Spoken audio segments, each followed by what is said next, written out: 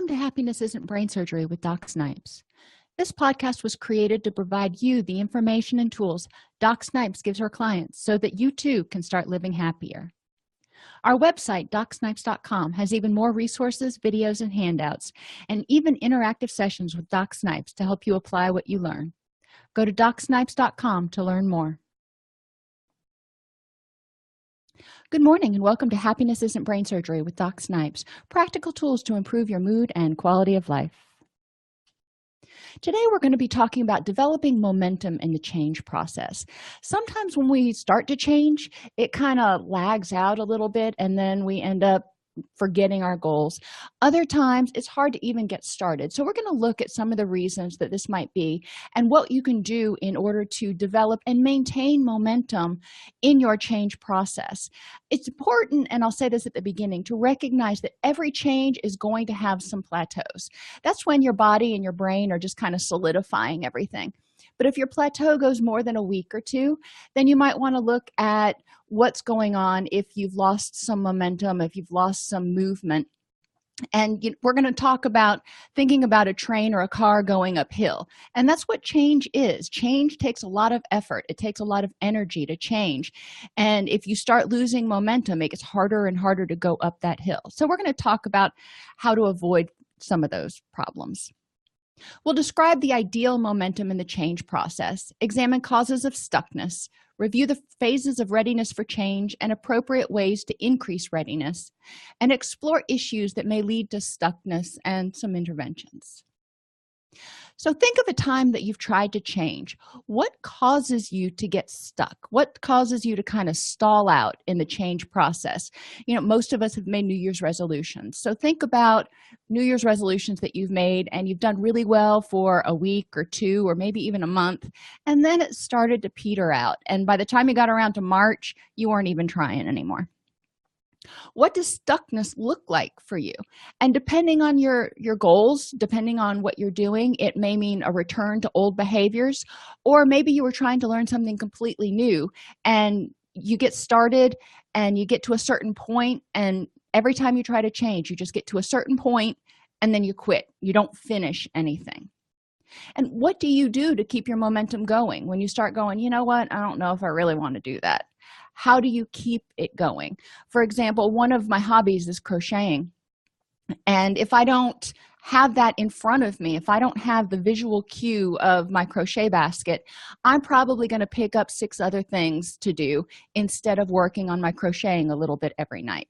So what can you do to keep your momentum going? If you're trying to start going to the gym, maybe you can keep your gym bag in front of the door, so you have to pick it up and walk out of the door with it. Another thing for me with the gym, and I'll just tell you this at the outset, if I plan to work out in the afternoon, which is when my energy is normally low anyway, so it's not the best time, but if I come home with the intention of changing and going to the gym, I never make it back out the door. So I know that for my momentum, if I'm going to work out in the afternoon, I need to bring my gym stuff with me. So these are the things that you want to think about. What is keeping you from keeping the course? So stuckness versus a plateau. You want to, like I said, expect to experience plateaus, and gains are going to seem to stall a little bit. This is when you're solidifying things. Think about when kids are growing up. They go through a growth spurt and then they stall out for a while everything catches up. They get a little bit more coordinated. They, whatever happens, depending on their growth spurt. With my kids, when they were learning, I would notice that they would do really well in either math or English type subjects. It was either right brain or left brain. And the other subject would either stall out or even maybe backslide a little bit while they were making gains in the opposite subject. And then it would switch. They'd be doing really well in English all of a sudden, and their math skills would suddenly hiccup. But it all would catch up in the end. So the brain was kind of giving energy, if you will, to what they were working on at that point in time, and then backing off so everything could kind of solidify. Think about if you're building a brick wall. You put the mortar down and it's kind of wet, and you build up all these layers of bricks, and then you let it set for a little while before you continue to put additional layers of bricks on, which might cause it to topple over if it gets too tall. A plateau lasting more than about a month in which you've not reached maximal gains should be explored. And maximal gains means you've reached your goal. You are happy as you define it. You are going to the gym 5 days a week, if that was your goal. You have reached your goal weight. You've stopped smoking. Whatever it is, you have achieved that goal. If you haven't achieved that goal, then you're at a plateau. And if it lasts more than about a month, some people get impatient at the 2-week mark, then you want to start exploring kind of what's going on, what changed, and maybe you need to adapt a little. Is something else going on and you don't have the energy or resources to devote to change right now? So maybe you were starting to learn a new hobby, and gardening is another one of my hobbies, and it takes a lot of time because I organically garden, so there's no pesticides, there's lots of weeding, and I will get my garden going, and then something will come up at work or with the family, and I won't have as much time to devote to it. So my gardening will seem to stall out for a little while. And that's because I've chosen to divert my resources to this other stuff. I don't have the time to devote it. Now, if it's your change goal is something that's really important to you, like lowering your cholesterol or dealing with your depression or your anxiety, then you need to think about, why are you prioritizing these other things over your own happiness? And Covey refers to this, kind of tangentially, as sharpening the saw. You need to be 100%. You need to be your best you. You need to be sharp in order to function effectively. So if you are neglecting tending to your own depression or anxiety, then everything else is probably going to get neglected a little bit too. It's not going to be the product that you would hope it would be. So look and see, is something else going on? You may need to back off a little bit. Some people go into substance abuse treatment, for example, and they go into residential. And residential is 24/7 for 30 days. And, people are thinking about recovery. They're working on recovery. They're doing activities. That is all they've got to do. And then when they get out, obviously they've got life to deal with. Something else comes on and they can't keep doing treatment stuff 4, 5, 8 hours a day. They have to back it off a little bit. It doesn't mean that they're stopping. It means that they've had to choose, look at what makes a rich and meaningful life for them, and they've chosen to divide their energy, and they've got to slow down a little bit. Now, if you're in once a week counseling, or if you're making a small change, look at what's going on. If you're trying to get in shape, and most of us have tried to go to the gym and get in shape, so you can relate to this. Maybe you can't devote 2 hours a day to lifting weights and running to get ready for the next Ironman. Maybe you've got to back off and you can only go to the gym 3 days a week because you have other priorities.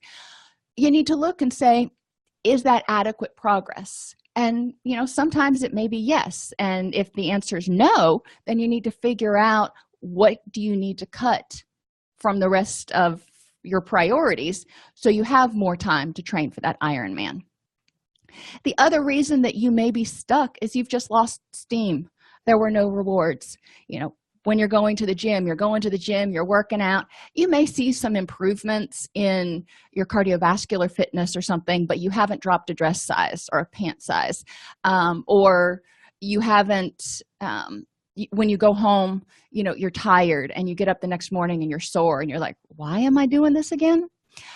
And it can kind of suck the steam right out of it. So you need to look at, why did you want to do it in the first place?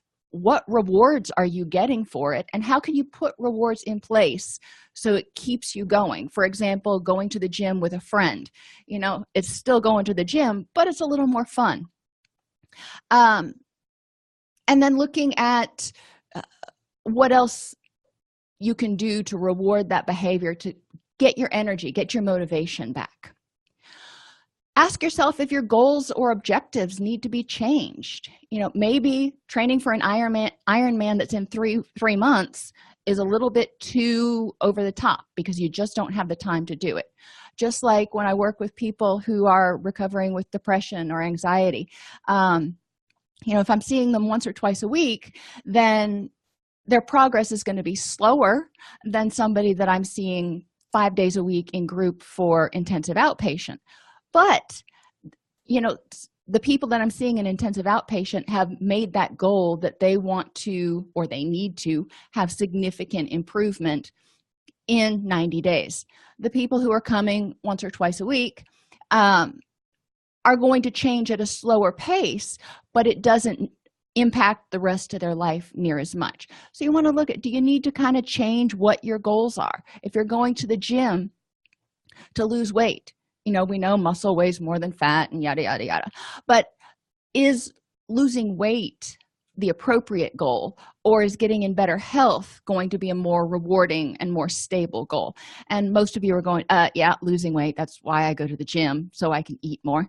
And for me, that is one of the big reasons I go to the gym. I won't argue with that. But look at your goals and objectives and see if you're trying to reach a goal that's unattainable. Causes of stuckness, competing priorities, like we just talked about. If you've got maybe it's football season and your kid's on the football team, so you have to drive him to football practice every single day or pick him up, and then you've got football games to go to, and those away games are really long drives. That takes a lot of time. Plus you've got housework to do. It doesn't matter if you're a mom or a dad, and you've got work that you've got to go to, and then you've got the yard that needs to be tended, and all these things start piling up, and you've got all these priorities. And sometimes recovery or change seems to just kind of fall to the backside.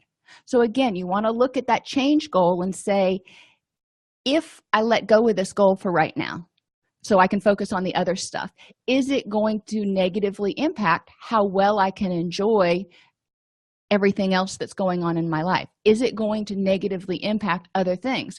If you are clinically depressed and you stop working on that so you can focus on all the other stuff, then you're probably going to be going to those football games in sort of a fog and barely making it.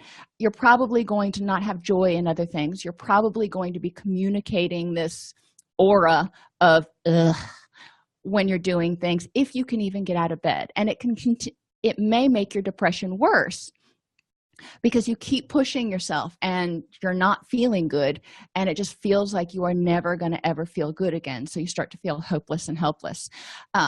So my point is, sometimes you have a lot of other stuff that's really important, but again, you got to sharpen that saw. If you are not healthy, then you are probably not going to be able to fulfill those priorities as effectively. You also may not be motivated to abandon the old behaviors. Think about it. Whatever you're doing has a benefit. And we'll stay with the gym for right now. I don't want to pick on smokers all the time. When you go to the gym, that's hard work. You get sweaty. It uses a lot of energy, and a lot of times you're sore the next day. Now, some of us look at that and we see soreness as a reward. We're like, if you don't hurt, you didn't work. And that's not necessarily the best attitude. But sitting on the couch watching TV after work is certainly a whole lot more rewarding after you've had a long, hard many cases than going to the gym for a lot of people. So you want to look at what's your motivation for this new behavior, and why did you engage in the old behavior? Because sitting on the couch watching TV, decompressing, that's how you relaxed. That was how you said, no more input, and you already felt like you were out of energy. So it's a lot more rewarding when you're out of energy to not move. And so maybe if you want to start getting in shape and working out, you need to start working out in the morning before your energy is really low.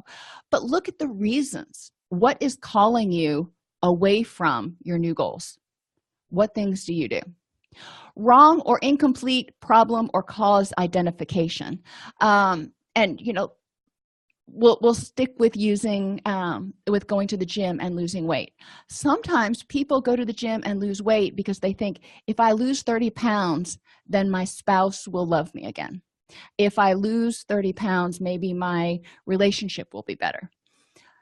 It may help a little bit because you feel better about yourself, and there may be some dynamics there. But if a relationship is on the rocks, it's likely for a lot of reasons besides just weight gain. So you want to look at, what am I hoping to get out of this, and is it realistic that I'm going to achieve this goal? Goals are too broad, poorly defined, or complicated. If you say, I want to be happy, well, that's wonderful, that's awesome, but how do you know when you're happy? You got to define it. What does it look like? In counseling, when we write treatment plans, we say, I want to be happy as evidenced by. That way, any person coming off the street, any of your friends could look at you and go, you know what, I see this, I see this. You're laughing more, you're not crying, you're getting out of bed, you're coming out with us on Saturdays. It seems like you've met your goal and you're happier. There are objective, observable things. So you want to define those so you know what you're doing and not make it too complicated. Keep it simple.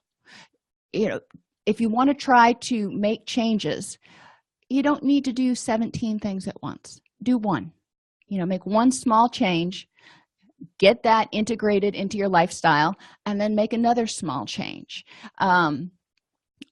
When people, for example, start trying to eat more healthfully, a lot of times they just abandon the way they were eating and go completely to the other end of the spectrum and start eating a completely different way, which is very complicated if they're trying to track macronutrients and micronutrients and follow a specific diet. And it can be very complicated and overwhelming, and they spend more time trying to figure out if they're doing it right. Instead, ease into it, and your body will generally like you better for it too, unless you have a medical issue that's causing you to change your nutrition. Start drinking more water, for example, and then maybe cut out wheat if you think you're gluten intolerant, and then maybe cut out high fructose corn syrup and simple sugars.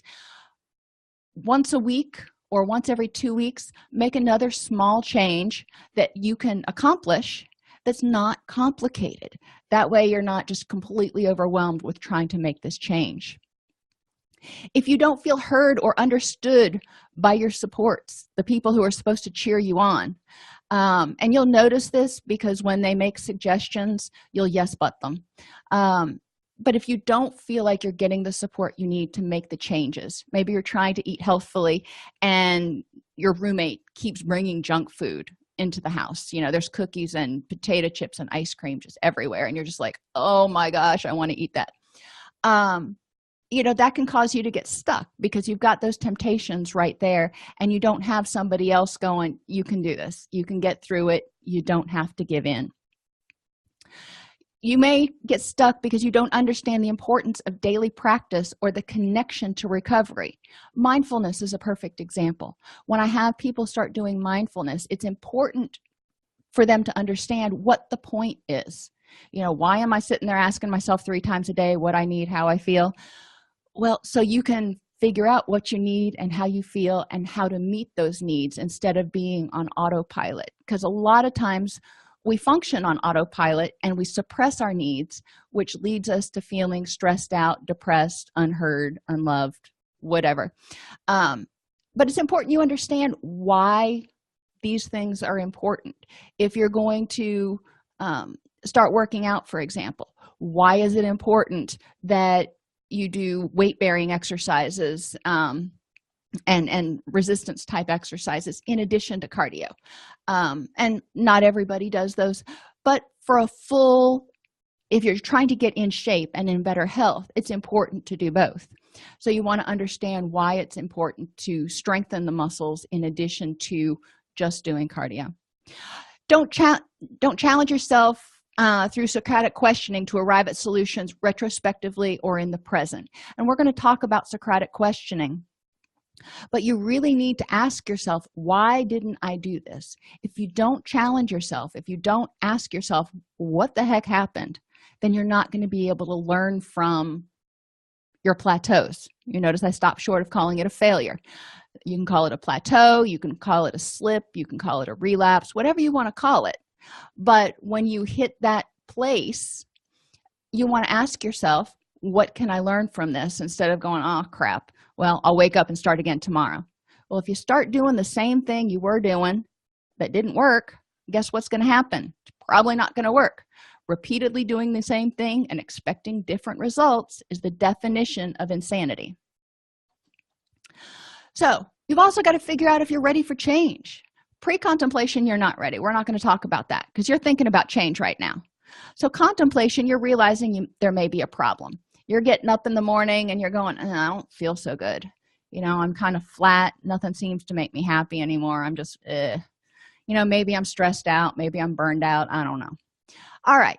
At that point, you may not be ready to start making changes that are going to support your health and happiness, but you're starting to realize that you're off. You're having B days more than you're having A days.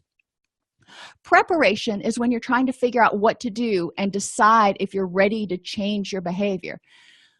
This has been going on for a while. You're still not feeling better. You're like, okay, I'm sick and tired of being sick and tired. Let me think about what can I change in order to start feeling better. Now, some of you might think, well, that's treatment, isn't it? No, that's not treatment. That's thinking about treatment. Treatment or change is when you say, all right, I know what I need to do and I am ready to do it. And this is, some people think, it's impossible. I've been this way for all of my life. I've tried to change before. It hasn't lasted.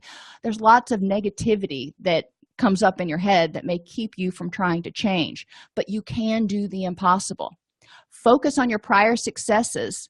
Even if you have started going to the gym for a week or been addressed your depression and started feeling better for a day, what did you do? And build on that. Those are successes.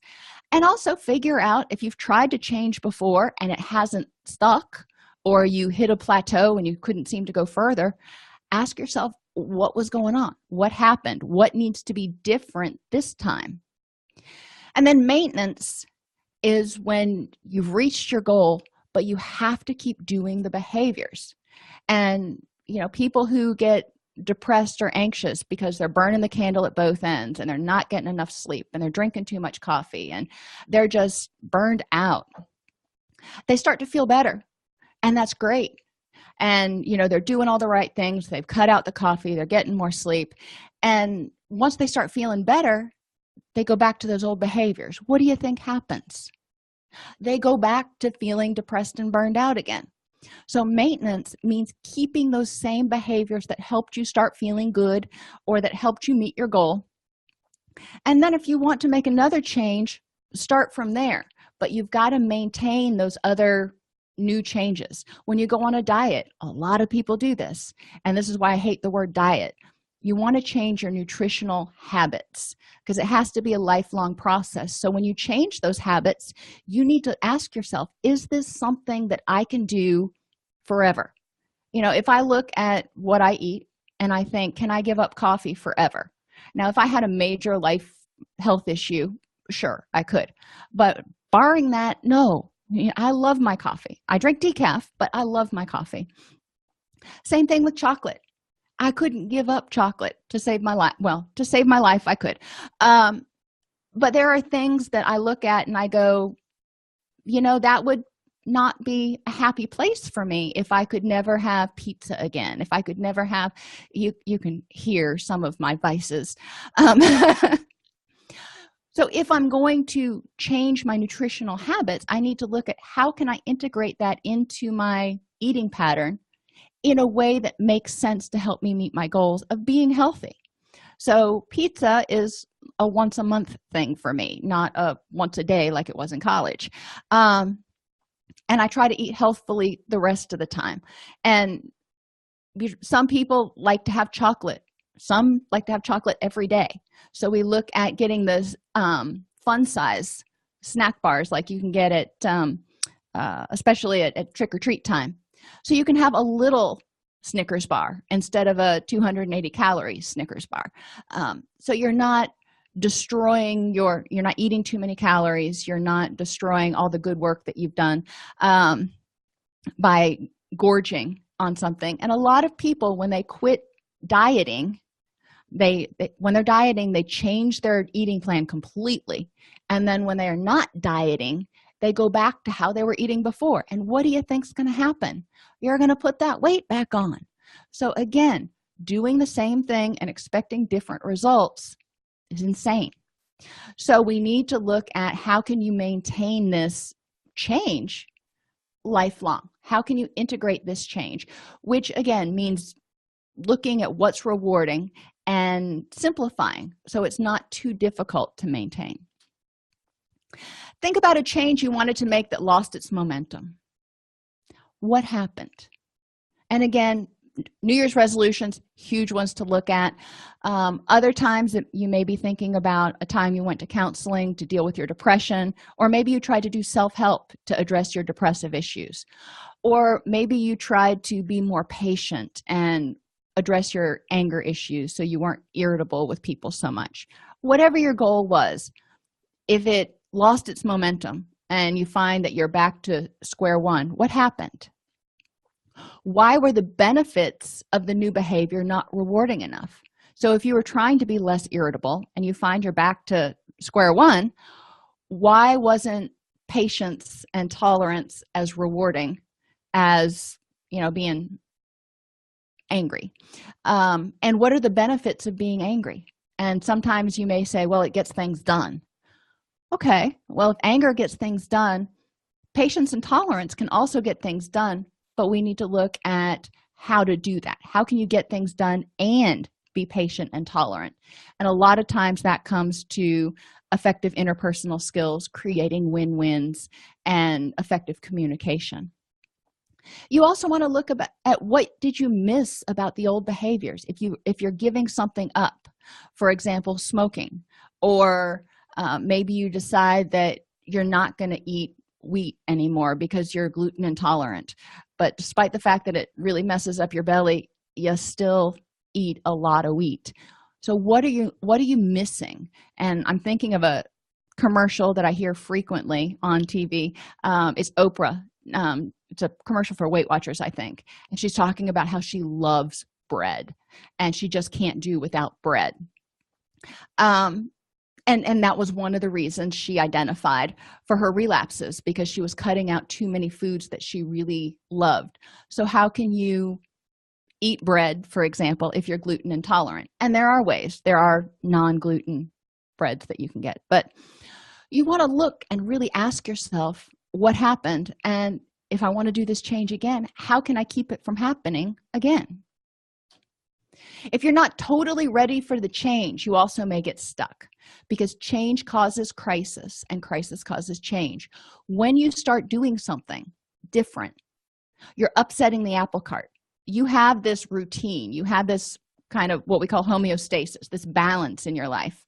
And when you start doing something differently, it upsets your routine. If you decide you're going to start practicing mindfulness before every meal, well, that disrupts your routine a little bit. So you need to make sure to schedule in, 2 or 3 minutes to do that. It's not a big change, but it is something that you need to remember. It causes crisis because it can make you a little bit uncomfortable. It can get you frustrated if you forget to do it. But crisis causes change. If you go to work on Monday and you forget to do your mindfulness activities before lunch and you get frustrated about it, that's a little bitty crisis, but you're probably going to be more likely to do something to remember it tomorrow so you don't keep getting frustrated with yourself. So that little bitty crisis of getting frustrated, you're like, okay, let's figure out how not to do that, because there's no use wasting energy getting upset over forgetting my change goals. And you make changes. Examine the benefits of the old behaviors and ensure the interventions or the new behaviors meet the same need to a similar degree. If you're trying to eat healthier and cut back on chocolate, not even say give up, but cut back on chocolate, and when you feel a craving for chocolate, you eat celery, probably not going to do the trick. Now, if you eat an apple, That's something that you're chewing, and it's also sweet, so that may do the trick. So there may be some fruits that you can replace for it if you're dealing with a craving. Now, you also have to remember that you may be eating for comfort.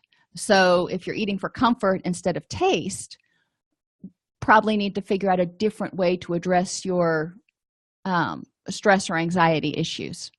And you also want to develop discrepancies between your current behaviors and your goals.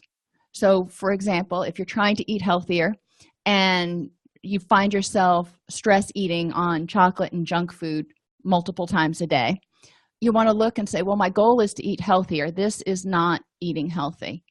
What can I do differently? So until I develop stronger coping skills and deal with the stuff that's causing the stress and anxiety, I'm not completely blowing my nutritional plan.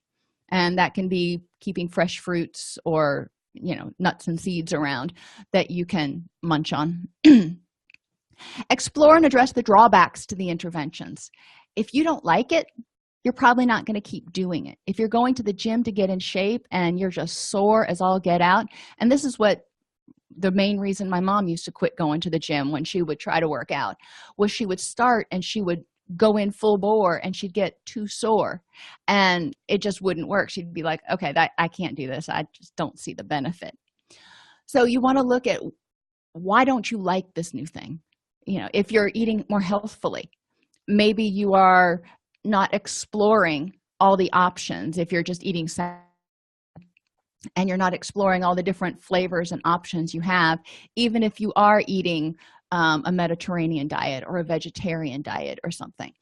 So make sure that whatever you put in place of your old behaviors is pleasurable, and whatever the drawbacks are, because there are probably some, figure out how to address those and increase the frequency and or intensity of the rewards for the new behavior.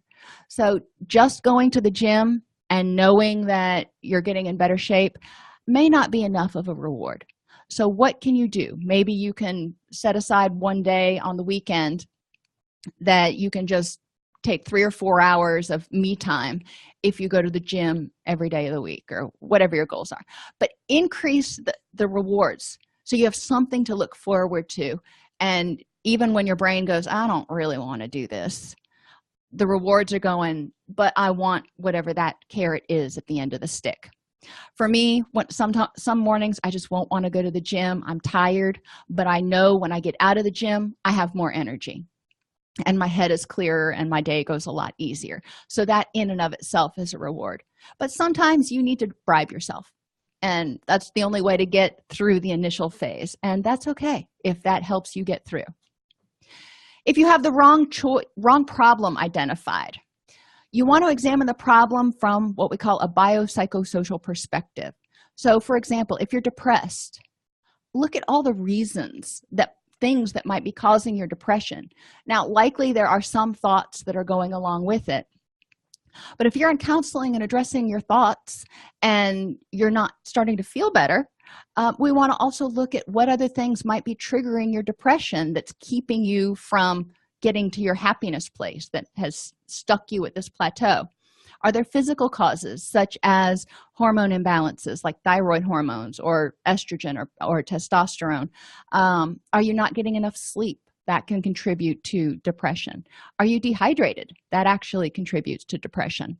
Or eating a poor diet so your body can't make the neurochemicals that will help you feel better. Cognitively, we've talked about, if you're not feeling happy, a lot of times there are negative thoughts and things that can be addressed. And sometimes this comes on after the physical stuff has triggered the depression and your thoughts start turning more negative because you just feel so crappy. And think about when you get sick. I mean, I tend to look at life through a more negative lens when I'm sick because I'm grumpy. So when you're starting to feel depressed, you may start looking at things through a more negative lens. So addressing your thoughts can help you start feeling a little bit better, but it may not do the whole thing. Interpersonally, are there relationship issues that are causing your depression, causing you to feel hopeless and helpless? And are there environmental or situational things that are causing you to feel hopeless and helpless? And when I work with people in counseling, I really want them to look, because most of the time, for most people, there are triggers or causes for their depression or anxiety and or addiction in every single one of these areas. So full recovery means looking at what triggers that emotion or reaction in them in every single area and addressing it one by one, picking what's the most important to change or what they think they can do right now and working from there. Examine what you hope to get out of the change by asking yourself what we call the miracle question. If I woke up tomorrow and I wasn't depressed anymore, what would be different? And you want to look for a realistic outcome. If you go into treatment for depression, you're probably, hopefully, going to achieve the goal of happiness score. If you go into treatment for depression, if you're really depressed and you want to feel better, and you're hoping that by treating your depression your relationship is suddenly going to improve, that might not be an accurate goal, because again, there's probably a lot more stuff going on in the relationship than just you being depressed. If your motivation or readiness seems to wane, interventions may have been implemented too quickly or too many at once. Don't get overwhelmed, and give yourself time to solidify the change. Don't make one change on Monday and another change on Wednesday. If you can wait 30 days between each change, that's ideal. So start going to the gym, get that down before you start trying to change your nutrition, or vice versa. If your interventions target the wrong issue and you start doing it, and like I said, you start going to the gym to lose weight in hopes that your relationship will improve, and you're going to the gym and maybe you are losing weight but your relationship's not improving, then you may not want to go to the gym anymore. You're like, well, screw it, what's the point? Interventions may be incomplete. So if you're not targeting all of the things that are causing that emotion or reaction, then you may not have a complete recovery. You may not completely achieve your goal because there are other things that are still kind of holding you back. You want to do what I call homework, and some people hate that word, so daily application if you want, to monitor your progress. Because just like you don't notice on a day-to-day basis that your children are growing a little bit, and then all of a sudden your in-laws come over and they're like, oh my gosh, they've grown so big, and you look at them and you're like, you know what, you are big, you're looking me in the eye now. The same thing is true for your own behavior and physical changes. So get a baseline when you start. How often are you doing this or not doing this? So if you're depressed and you're having difficulty getting out of bed and you're sleeping 17 hours a day, that's a baseline. You probably want to get that down to something closer to 9 or 10. So you want to look and see, are you starting to improve where you're not falling asleep at 4 p.m. and sleeping until 11, or I can't do the math in my head, but whatever that would be. Regular use of new tools to strengthen memory connections and effectiveness is also important. So if you decide that you're going to use mindfulness or distress tolerance skills, using them once every blue moon is like me trying to use woodworking tools. Every time I go down to use the circular saw, I've got to remember where the switch is, and it's a little bit confusing because I use it once every 6 months at best. So you need to use those tools every single day, because the more you use those tools, the more it strengthens the memory pathways. Something that you did yesterday and the day before and the day before is going to be easier than something you haven't done in 6 months. So use those tools, especially when you're learning them, at least once a day, every day. And prioritize doing the work to achieve your behavior change or recovery as you define it. Look at, why do you want to make this change? How does prioritizing other things in life over your change help you achieve your ultimate goals? And it may, but a lot of times whatever this change you want to make is important to helping you achieve a rich and meaningful life. So you may need to divide your energy a little differently. and what needs to happen so you can remember to use these tools and do whatever you're doing to make your change. You can set alarms to remind you to do mindfulness activities, for example, or worksheets in a self-help workbook. You can have scheduled text messages. You can set those to come to yourself to remind yourself if you're trying to drink water more frequently. You can also set visual reminders. If you're trying to eat more healthfully, you can get the junk food out of the house, or only keep it in one cabinet. So when you open the cabinets, you're seeing healthy foods. You can put, if you're trying to go to the gym, put your gym bag by the door.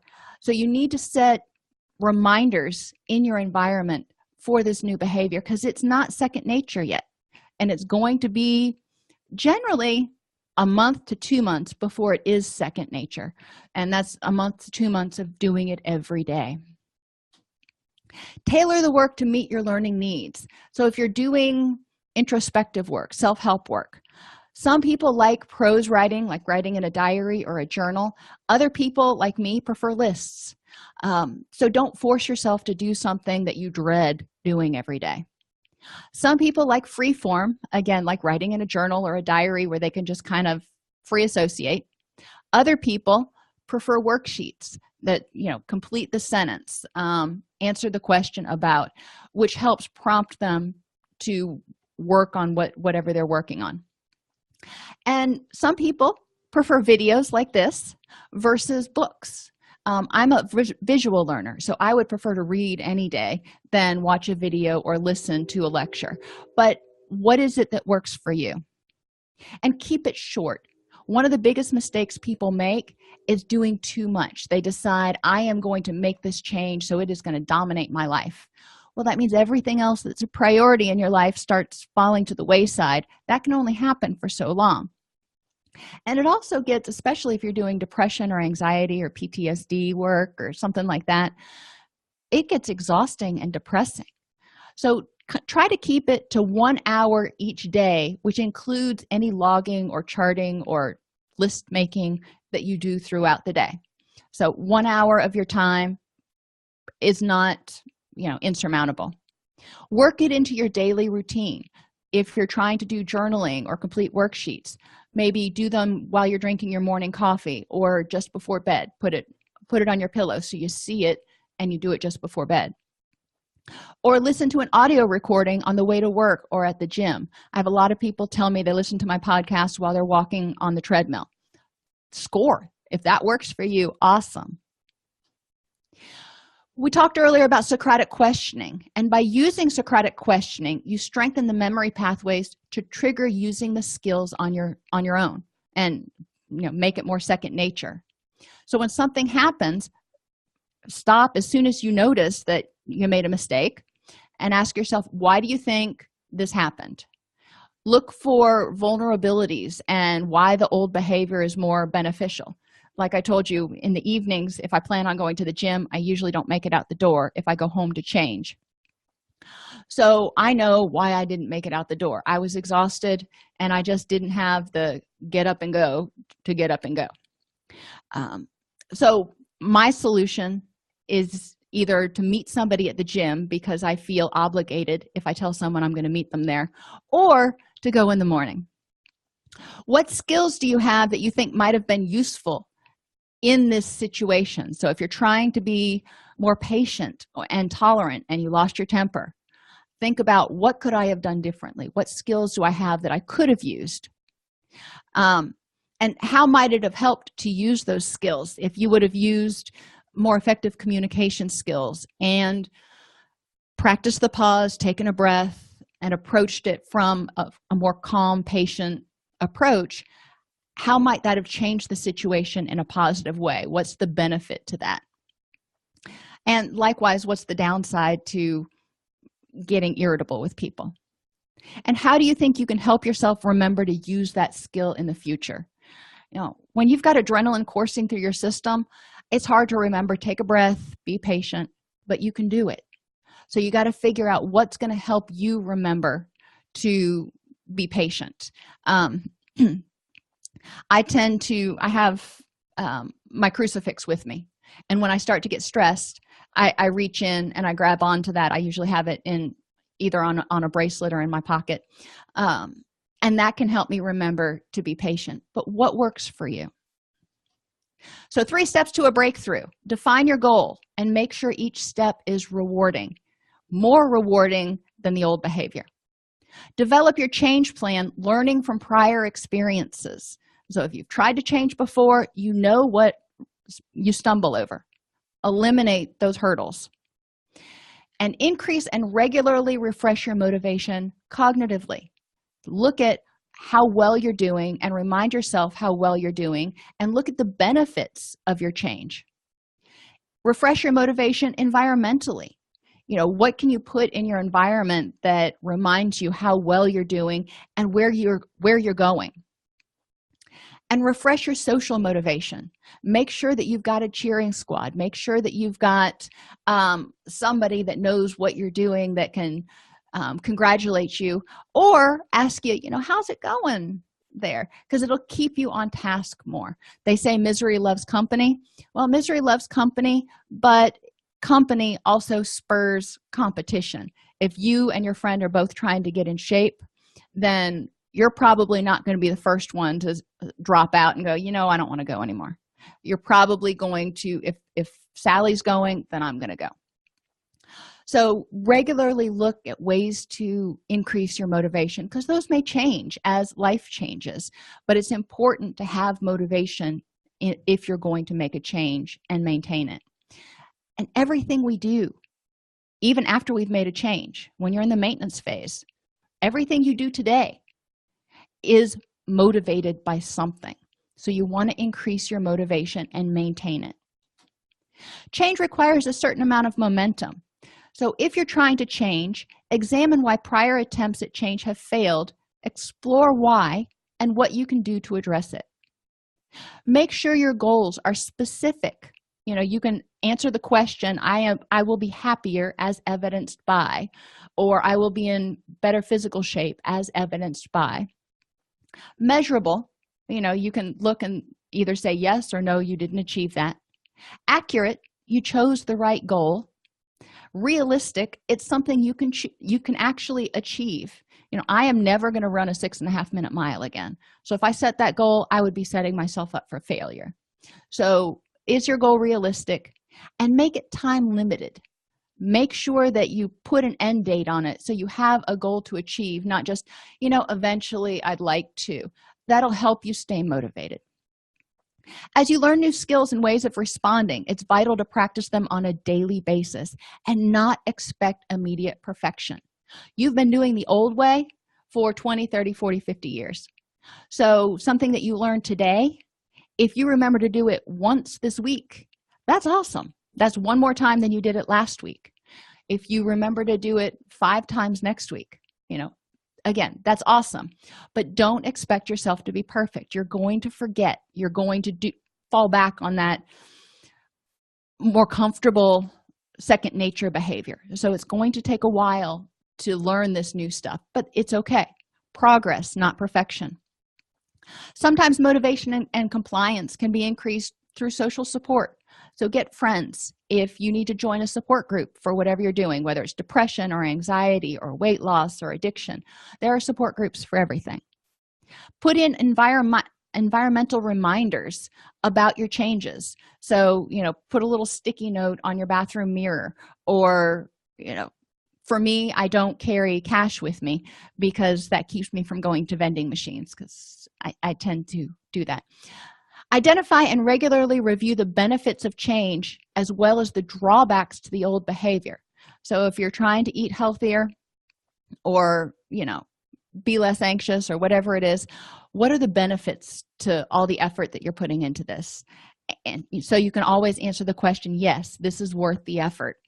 But also, what are the drawbacks? Why do you not want to go back to that old way? Because that'll increase your motivation doubly.